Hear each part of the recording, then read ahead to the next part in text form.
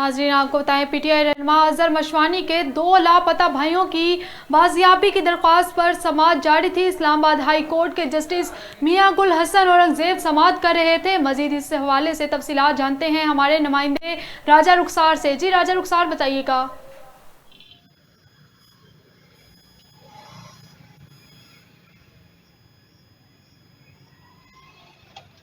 जी, मैं इस टाइम मौजूद हूँ इस्लामाबाद हाई कोर्ट के बाहर और आज एक और अहम केस की समाअत जारी थी। पीटीआई रहनुमा अजहर मशवानी के 2 लापता भाइयों की बाजियाबी की दरख्वास्त पर समाअत जारी थी, जिसकी समाअत जो है जस्टिस मियां गुल हसन औरंगजेब कर रहे थे।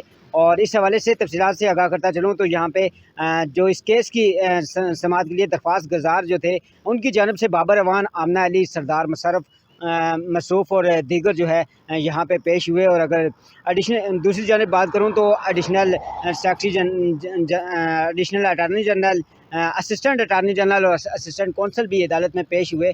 और इसके बाद जो है इस केस के मतलब जो है पूछगछ शुरू की गई।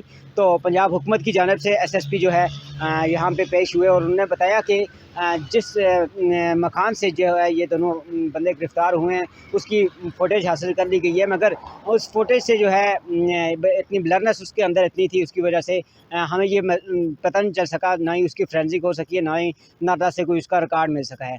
तो इसके बाद एक और केस जो है यहाँ पे समाअत हुआ फैज़ान अली के हवाले से। मतलब जितने भी पीटीआई के कारकुनान हैं, उनकी बाजियाबी के हवाले से यहाँ पे केस चलाया जा रहा था और उसके लिए भी कुछ ऐसे ही हीले बहाने किए गए। और इसी दौरान जो है चीफ जस्टिस ने आईजी इस्लामाबाद को तलब किया और ख़ासकर आगे आने वाले मंगल के रोज़ जो है उन्हें अदालत में पेश होने का हुक्म जारी कर दिया। जी, बहुत शुक्रिया राजा रुखसार, तफसीलात से आगाह करने के लिए। बढ़ते हैं मामूल की नशरियात की जानिब।